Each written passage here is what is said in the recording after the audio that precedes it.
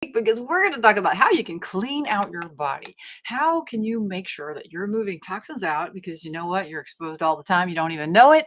And so let's just dive right into a little bit of content. Okay, clean and detoxify. Scrub your body. Scrub your body. Today we're going to talk about what is detoxification and why you want it. So remember, just like everything you do, tiny steps make big change, right? And so tiny steps towards getting your body having a reduction in exposures and helping your body be able to naturally clean itself, it's going to create big change over time, especially when you consider that we are constantly being exposed to stuff that you can't even see. I know, right? You can't even see it. Yeah. Okay. So let's talk a little bit about what does it mean to detoxify. Basically, this is something you already do naturally, right? We sweat. You sweat out heavy metals. Did you know that? You probably put out more heavy metals in your sweat than you do in your urine, which makes you realize that exercise is important. One of those things that exercise does is it helps your body detox. Sweating, sauna, right? It's big. So that's one way we move toxins out. We move toxins out through our kidneys when we pee, naturally in our urine. We move toxins out in our stool when we're pooping. And that's why it's so important that we want to get all of those open, right? So that we're starting to sweat, we're not constipated, and make sure that the drainage is open. And at the cellular level, we can do things to improve our ability to move toxins out. One thing that I see in my practice is that sometimes there are people who are super tired. Part of the problem is with buildup of things that they didn't even know they were exposed to. And so we want to try and detoxify. And this is something that we can do on an ongoing basis in our lives. And that's the topic of this week, talking about how we do that, how we can make our bodies as clean as possible. Because what happens is when we have toxins, it affects cellular ability to do their thing normally, right? It affects your neurons, your ability for your neurons to make your body work correctly. It affects your hormones. Huge effect on hormones from toxins that we are not even aware of. And this is something that needs a little bit more attention. And so, sometimes when like the big news, it hits the news, you'll see like, oh, this water source got contaminated, right? But the fact is that we are all the time exposed to things. If you have amalgams, you might be exposed to mercury, cadmium, and lead, can come from food. And I'm going to talk to you a little bit about the sources. And then over the week, we're going to talk about how you can limit your exposure, which is one of the most important things, limiting exposure, and how you can actually work on pulling them out of the body. So we think about heavy metals. Heavy metals, they do a lot of things. They damage your gut flora. They damage your immunity, right? They actually can cause autoimmunity so that our body attacks ourselves. They deplete your body's major antioxidant, which is glutathione. They can kill cells, right? I mean, mercury can kill cells. We have increased inflammation with heavy metals. They compete with your thyroid hormones and disrupt your hormones. They can cause hypersensitivity and allergies, can increase cancer risk, and cause nutrient depletion. Drop the mic. So we want to address these and limit our exposure if possible, right?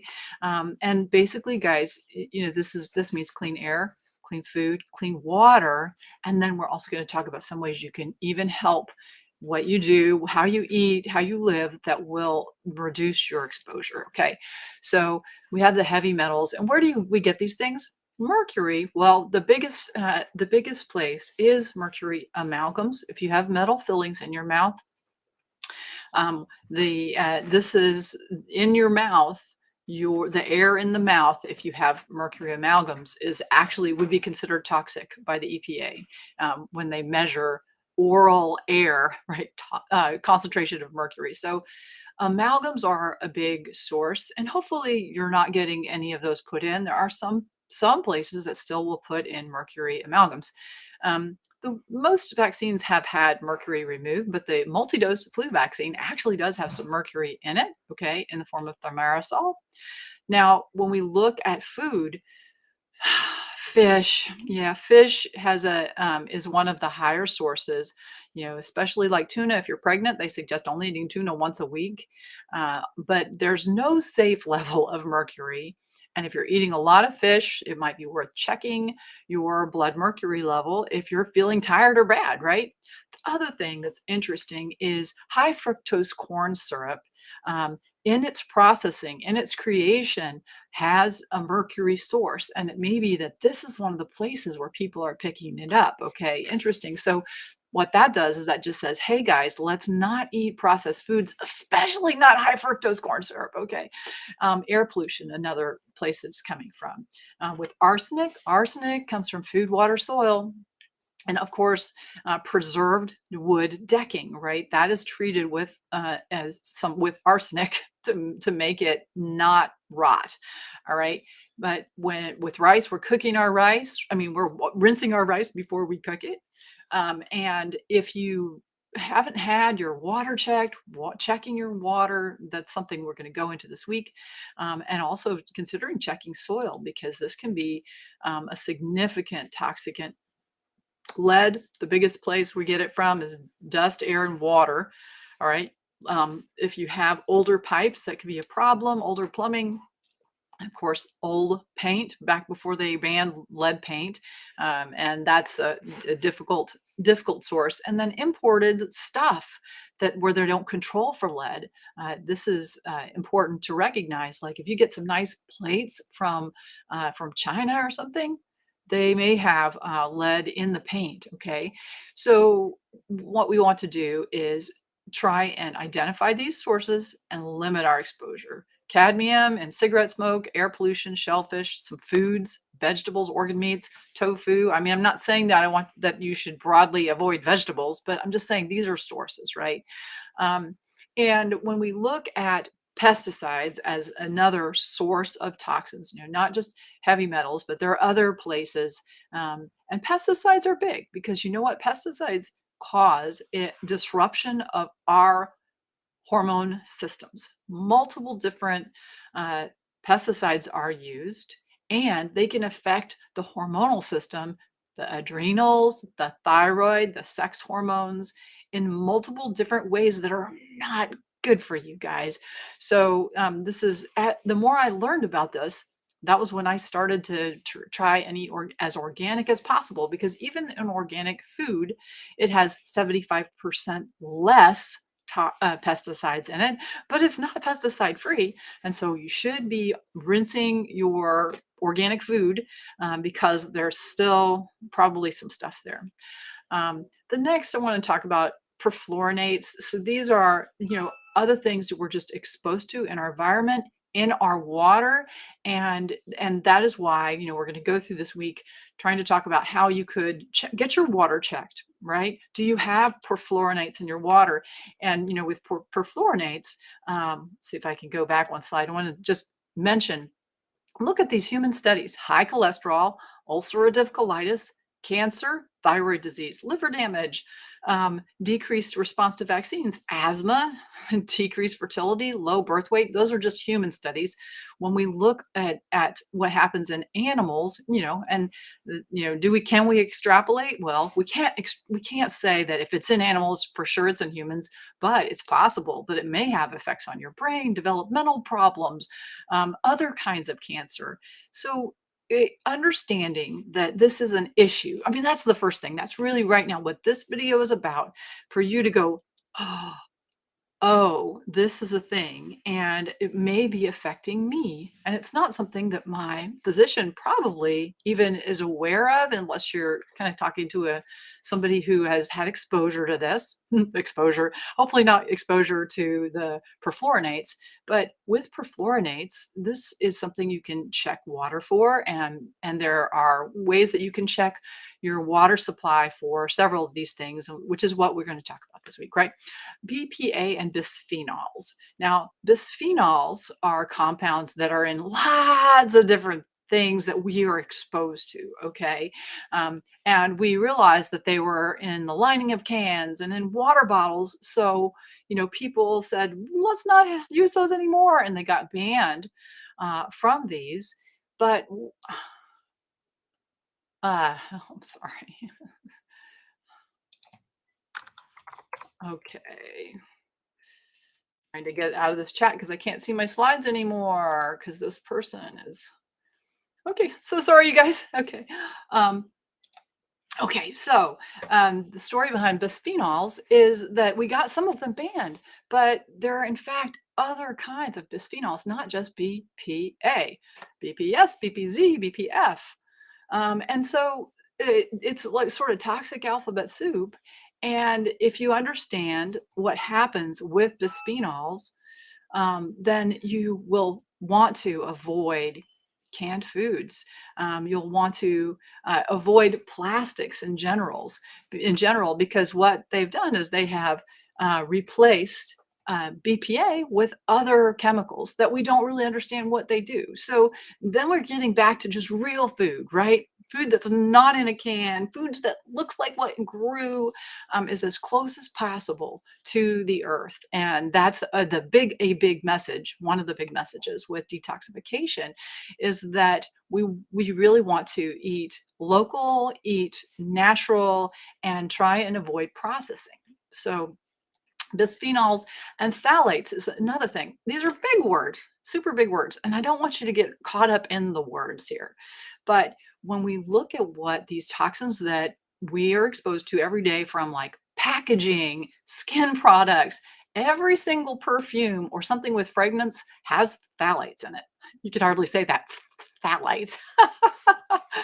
So you can just understand that increases your risk of diabetes, obesity, hypertension, heart problems, heart attack, peripheral artery disease where your arteries get clogged, chest pain, problems with the hormones. And so this is just we're raising awareness here, and you guys, we can go, aha, right? Where do these come from? Okay, this is in packaging, this is in plastics, this is in resins, lining of cans, beverage containers, plastic dinnerware, so BPF, dental sealants, receipts. And this is big, guys. If you when you they offer you a receipt, don't take the receipt. And if you're a cashier, we want to wear gloves to protect yourself because these are absorbed through the skin. You look at all the things that we use that have what we call hidden bisphenols, right? Has anybody taken out a shower curtain and said, "Oh, that smells. That's what's that smell?" That is the smell of off-gassing, okay? In all of your, soaps, lotion, shampoo, conditioner, we wanna recognize that we are getting exposed to things. Cleaner is better if possible. The environmental working group tries to do a reasonable job of helping you understand what is safer versus what's not, and so that's a really good resource. The ewg.org can help you. But overall, we want to try and limit our exposure to stuff that's not natural. Okay. You can go back. Go back to the way your grandma used to live. And now I want to mention something that's a little bit controversial. What I see in my clients who are very sensitive, especially a lot of allergies or extremely fatigued with no real answer, is that we know that low intensity electromagnetic fields, sort of that electrosmog that's out there, it's surrounding us all the time, can have some consequences for health. It can lead to issues with the immune system. And so this is what something, while maybe you're not affected at this point, all right? Because I know a lot of people have a hard time buying into EMFs being a problem. If you have a mystery illness or are tired, you might want to consider doing a few things just to reduce the electrosmog, all right? And, the cell phone emits a lot. It emits a lot of EMF, right? So especially these newer ones. And, I know that the people, the physicians, the doctors, MDs, naturopaths that deal with the sickest of the sick would tell you cell phones should not be put in your pocket. We want to try and keep it away from the body if at all possible. Routers, can you turn it off at night? Well, why not, right? I mean, we don't want to be online at night anyway. Hardwiring computers, maybe safer option. You can use shielding around that router so so the box itself is not putting off so much. Shielding around your fancy new power meter that's outside, right? These smart meters, there are now there covers for those. You could get them on Amazon just to reduce the EMF that's coming from those. Avoid, if possible, using the laptop in contact with your body, right? And then you want to make sure that you're consuming plenty of antioxidants, and that means colorful fruits and vegetables, you guys. And then there are some protective supplements. CoQ10 and vitamin E might be considered as protective supplements to help with EMF exposure, um, as rosemary. Use rosemary in your spices. Okay, so this week, what we're talking about is number one is avoidance. How can we get clean air, water, food? How can we remove it from the body? And at the end of the week, we're going to talk about a 10-day detox, how you can do the 10-day detox. And just remember, as we're going through the day, those four critical questions. Does this moment nourish? Does this moment move, regenerate, and cleanse mind, body, and soul? And each moment is for you, and that is all we really have. The past is gone, future's not here yet. So let's stay in the present and really focus on creating moment by moment wonderful experiences and bringing both yourself, your community, your friends up. Let's all elevate together. All right, you guys, I hope you have an awesome day, and I will see you guys tomorrow.